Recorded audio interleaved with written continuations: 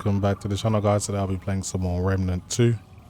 Now the game has gone through some recent performance updates and it really has gained a lot of performance at native at least.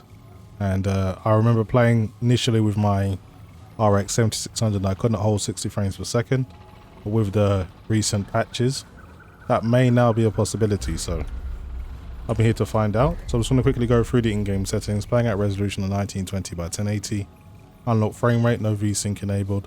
I have motion blur off as just a personal choice for me. No upscaling is being done. As you can see, everything is at ultra, and you also have detail shadows on as well. They have added an interesting setting called optimize performance in menus. That wasn't there before. It says improves performance while in menu if you experience crashes leaving menus or the map by disabling this. So you can disable this if you do experience some crashes, but we'll see if that happens with me. I'm not using minimize input latency, and the FOV slider is at 1, which is just a normal. So that is it for the in-game settings. Now I can clearly see already I'm getting over 60 frames per second, so that is a good start. So again, Remnant 2 definitely, wow, what a massive frame spike there. That was not nice to see, but as I was about to say, Remnant 2 been a fantastic game. Thoroughly enjoyed it. Still enjoying it actually. There's so much more for me to still do. I'm playing on a veteran difficulty. I've beat the game on the veteran difficulty, so there's certainly more for me to do, but I'm re-rolling some quests or some regions in adventure mode so I can do the alternative bosses.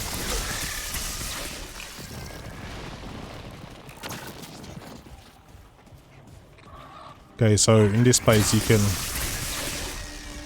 really get ganged up on and get infected by root rot, and you don't want to be infected by root rot because it just ruins your day.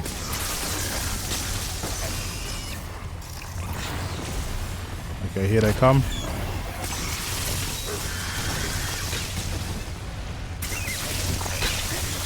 And they always try to flank you on this game as well.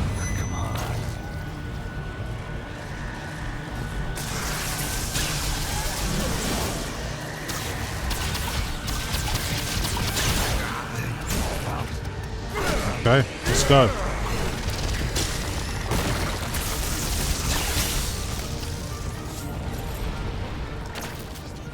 So I think that takes care of that.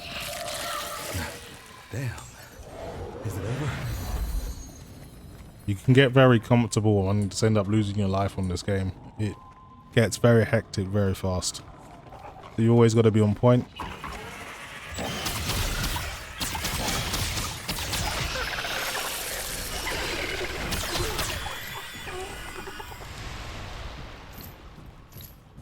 I consider this to be one of the more demanding regions because it has loads of foliage and vegetation, more than some.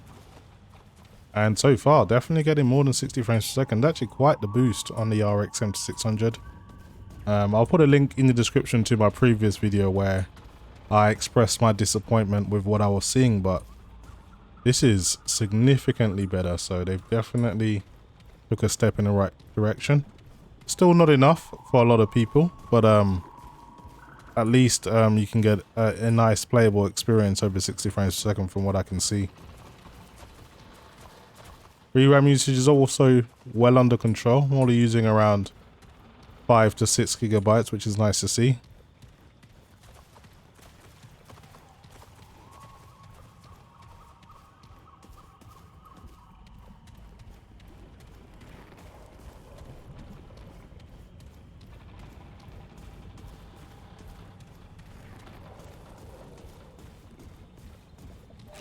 I'm trying to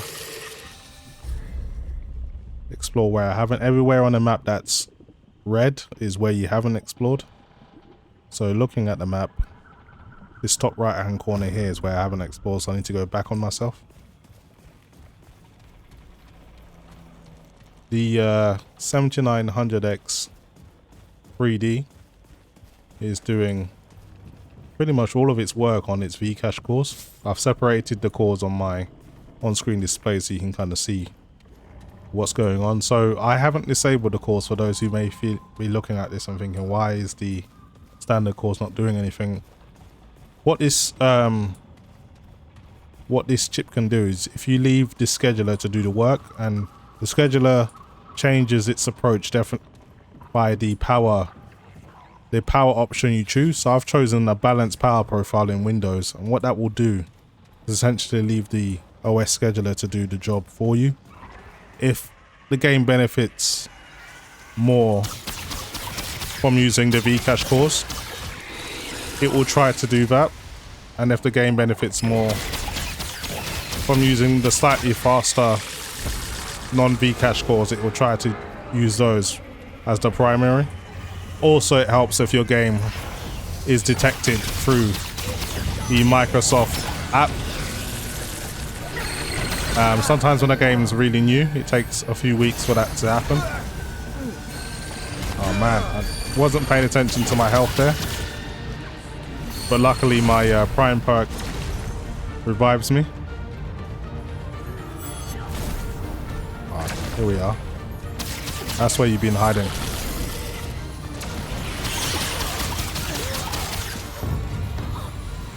Okay, that's one down. So that's my special mod for this weapon.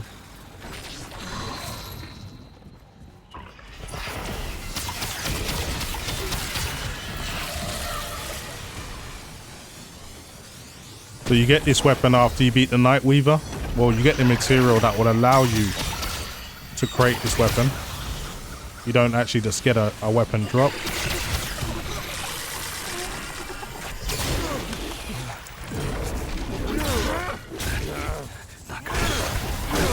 No.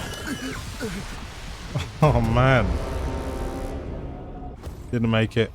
Let's try again.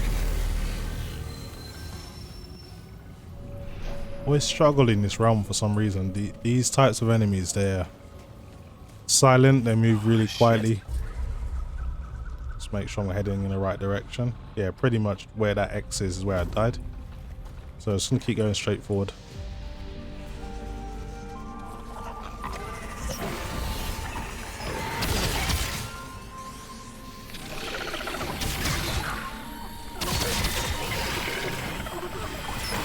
They love to gang up on you, man.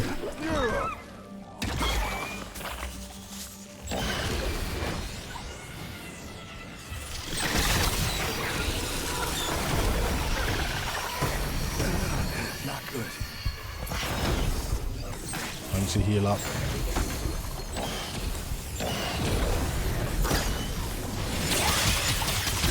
Take these things down. There is a lot more than them than I expected. Okay. They're all dealt with now. Try and stay alive this time. It's a lot better when you're playing co-op, when you got someone to watch your back. They do scale the difficulty so the enemies will be harder. They're generally more in. They'll definitely have more enemies as well to kind of balance it out, to make the difficulty not too easy.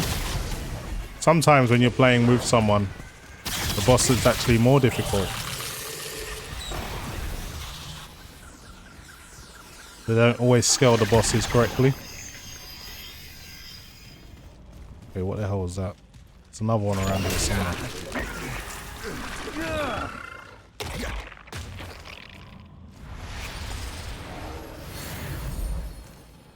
You got one into the distance.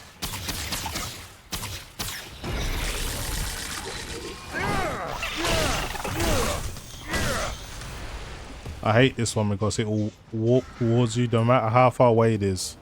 If you don't kill it at a distance, it will get to you. Okay. I think I'll go this way. I'm going to end up at the same place anyway, but just to get rid of that red marking on the map.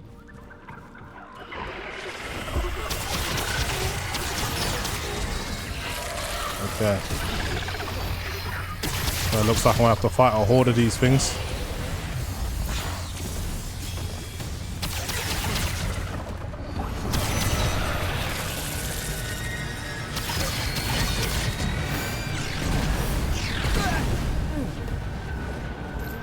another one of those kind of weird cloaked enemies what kind of teleport, try to shoot at you with an arrow.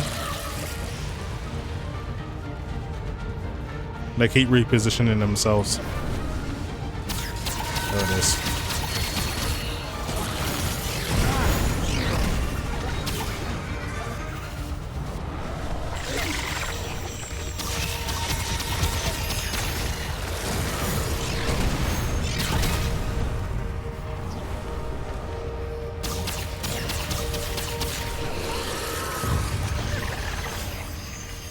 Yeah, at least I've taken out the elite enemy.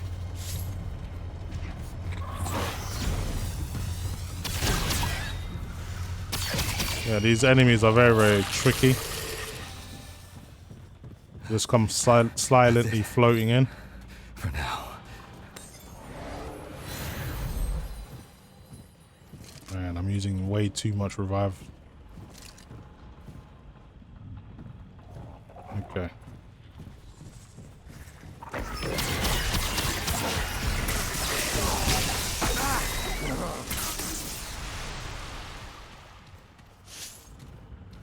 Man, they just don't stop coming.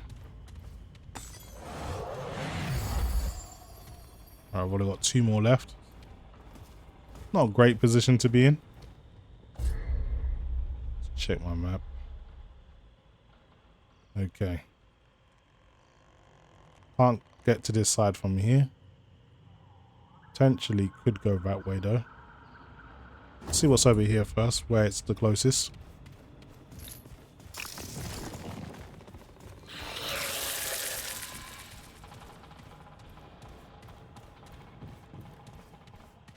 Jumping down here is not really gonna get me anything, so let's go the other way.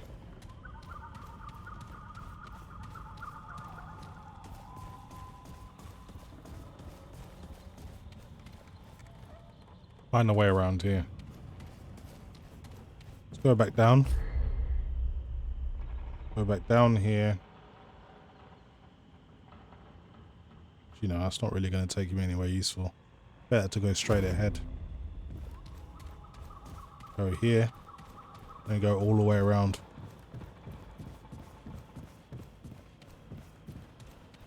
So you do need to consult the map every now and then. It's easy to get turned around in this place. A lot of enemies.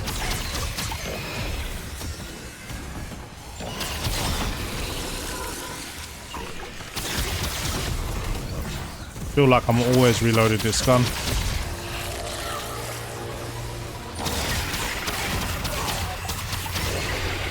Okay, it's about to get intense again.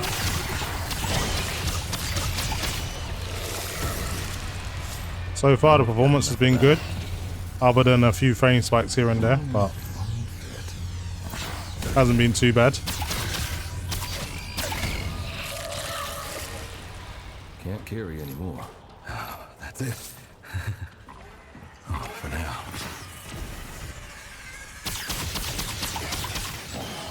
And these things are never ending.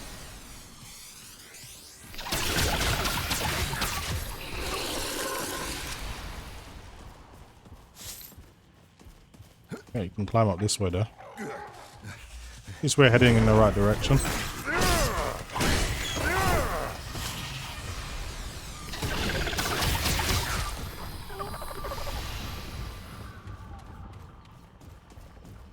Okay. We survived.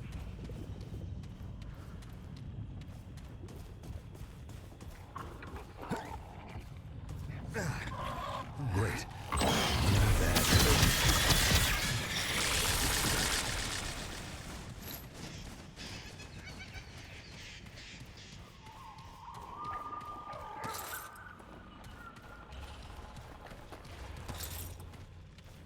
Never have too many materials. There's so many weapons you can get. You may end up changing your whole style at a given any minute notice, so it's always good to have enough material to max out that weapon in upgrades if you decide to.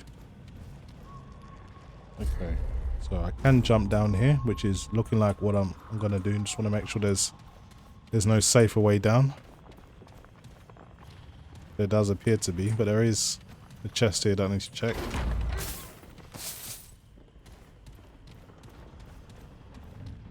Okay, this appears to be the safe way down.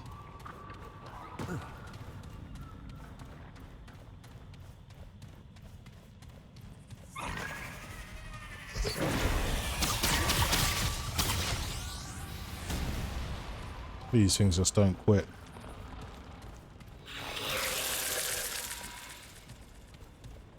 Okay, nothing down here for me. I'm lucky if I beat the main boss. Oh man, I wasn't paying attention there. And this is what happens when you're sometimes distracted. You can just fall off and get yourself killed, which wasn't part of the plan. But yeah, I think I'll leave it there though. It clearly has improved performance, as you can see, getting 60 frames per second quite constantly, which is nice to see. So that is pretty much it for me, guys. Hopefully you've enjoyed the video, and as always, thanks for watching.